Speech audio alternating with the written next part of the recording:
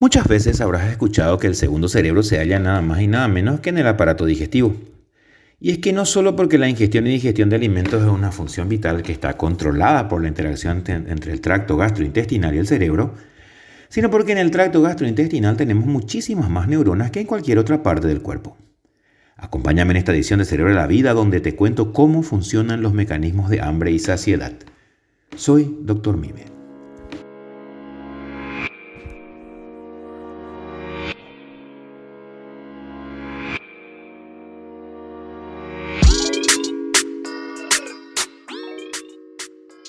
El hambre es una sensación normal que le dan a uno ganas de comer. El cuerpo le dice al cerebro que el estómago está vacío.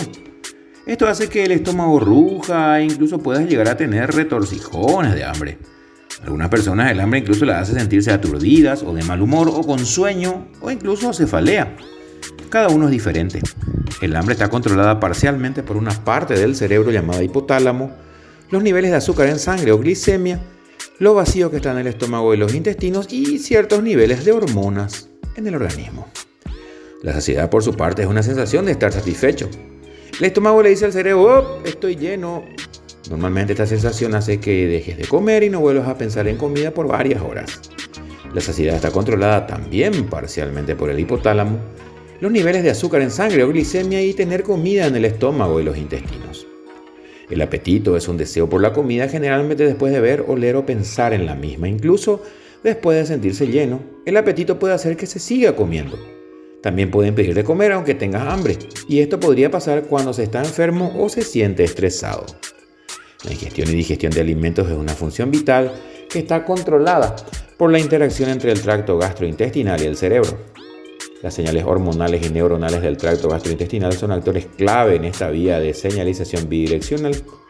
Cuando la comida está ausente en este tracto se generan señales de hambre y se estimula la ingesta alimentaria. Por el contrario, cuando la comida está presente en él, las señales de saciedad anularán esas señales de hambre y se inhibirán la ingesta alimentaria. La interrupción del delicado equilibrio entre señales de hambre y saciedad induce un desequilibrio entre ingesta de energía y el gasto energético que pueden conducir a un aumento o pérdida de peso respectivamente. Se espera que el hambre sea máxima antes del comienzo de la comida. Durante esta, el hambre disminuye y la saciedad aumenta, lo que contribuye a la decisión de interrumpir la ingesta alimentaria. Inmediatamente después de la comida se espera que el hambre esté ausente por su parte y la saciedad sea máxima. El ciclo se reinicia con el regreso del hambre y el desvanecimiento de la saciedad, de manera a prepararse para la siguiente comida. Diferentes procesos controlados por el tracto gastrointestinal pueden contribuir a dos aspectos cruciales del control de la ingesta alimentaria. Ellos son la determinación de la cantidad de alimentos ingeridos en la comida y la determinación del regreso del hambre y la ingestión en la siguiente comida.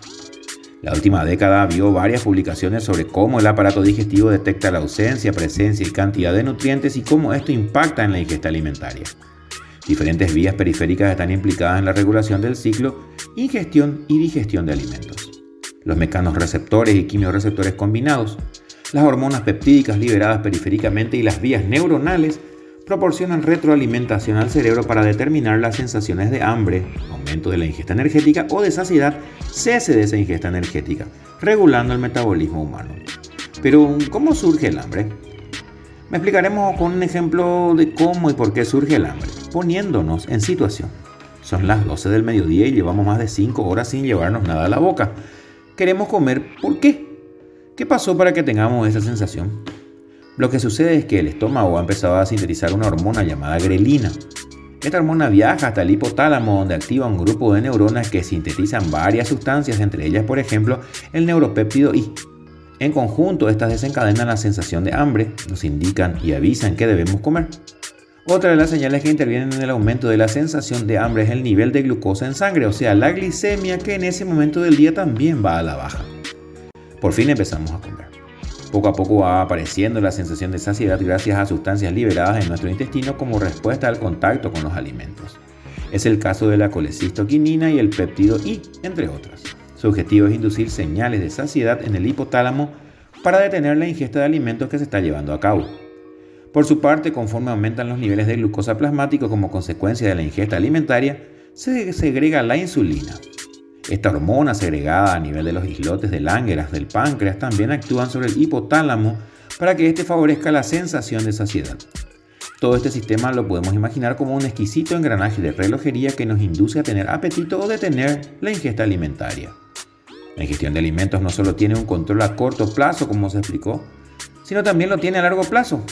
Aquí interviene otra hormona, la leptina, la que se sintetiza en el tejido adiposo y tiene una acción anorexigénica, es decir, inhibidora del apetito. De forma sencilla, cuando ganamos peso por aumento de tejido graso, aumenta la secreción de leptina que llega al hipotálamo. Aquí esta hormona disminuye la actividad de las neuronas que generan la sensación de hambre. Y al contrario, cuando perdemos peso disminuyen los niveles de leptina y se activan las neuronas orexigénicas o activadoras del apetito. ¿Por qué? Al fin y al cabo se busca ingerir alimentos para aumentar las reservas de grasa. Si miramos esto desde un punto de vista evolutivo y teniendo presente que hemos pasado miles de años con escasez alimentaria, es lógico pensar que la vía más eficiente sea la última descrita y no la primera. Por ello, generalmente es mucho más difícil perder peso que ganarlo. El cuerpo humano está formado y creado para acumular grasa. El reflejo de acomodación gástrica, que consiste en una relajación transitoria de la parte proximal del estómago durante la ingesta alimentaria, se identificó como un determinante importante del volumen de comida, a través de la activación de mecanorreceptores gástricos sensibles a la tensión. La motilina, cuya liberación es el desencadenante del vaciamiento gástrico, fue identificada como el principal determinante del retorno del hambre después de una comida.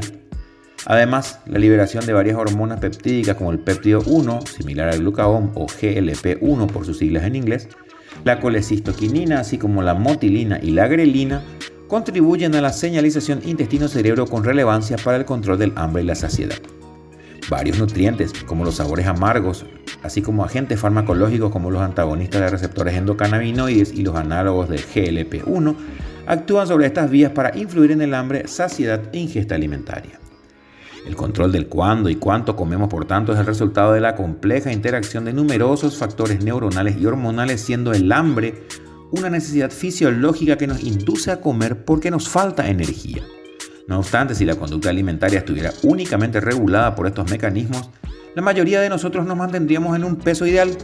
Comer sería, al fin y al cabo, una actividad similar a respirar o ir al baño, una función necesaria pero simple y sin emoción.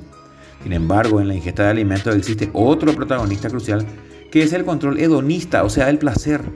Esto es lo que nos lleva a escoger qué comemos, pero también a obviar las señales de saciedad del hipotálamo y hacer un hueco para el postre. Pensemos en las comidas y cenas navideñas, ¿no es cierto? Que aunque sintamos muy llenos, siempre hay lugar para un pedazo de pan dulce o una bocha de helado. Generalmente nos gustan más los alimentos dulces y salados y menos los alimentos amargos o ácidos, y esto tal vez se deba a que tras miles de años de evolución asociamos el sabor amargo con plantas que probablemente eran tóxicas.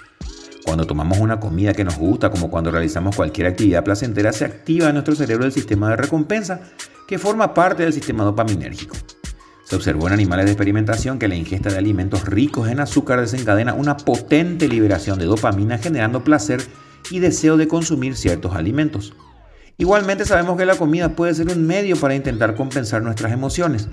Por eso, cuando nos sentimos solos, tristes, ansiosos o nerviosos, no es extraño que intentemos aliviar estas sensaciones comiendo. En tales situaciones, además, no solemos escoger unas hojas de lechuga. Lo más probable es que los productos elegidos sean más similares a chocolate, helados o papas fritas. Por si fuera poco, estos activan con mayor intensidad nuestro centro de recompensa, induciéndonos a comer incluso cuando estamos satisfechos. La interacción entre los sistemas hedónico y homeostático, o sea, el placer y el equilibrio de la ingesta, es una de las razones por las que a veces nos cuesta tanto controlar cuándo, cuánto y qué comemos. Hoy por hoy, aunque sus mecanismos se entienden cada vez mejor, aún no comprendemos la complejidad de la conducta alimentaria. Ahora bien, sí podemos proporcionar algunas pautas para tener una relación sana y satisfactoria con nuestra alimentación. Entre ellas, ingerir alimentos de buena calidad, cocinados de forma simple y utilizando, por ejemplo, aceite de oliva virgen, que ayuda a aumentar las propiedades sensoriales de nuestra cocina. También tratar de acompañar nuestros platos con muchas verduras, legumbres y hortalizas. Además de sabor, nos proporcionan fibra, un nutriente clave para mantener nuestro cerebro intestinal saciado más tiempo. Comer también es un acto cerebral. Es más, es mucho más cerebral que meramente digestivo. Entender cómo funciona este sistema entero cerebral, por darle un nombre, nos ayudará a disfrutar más del placer de una buena comida. Nos encontramos en otro episodio de Cerebro de la Vida. Soy Dr. Mime.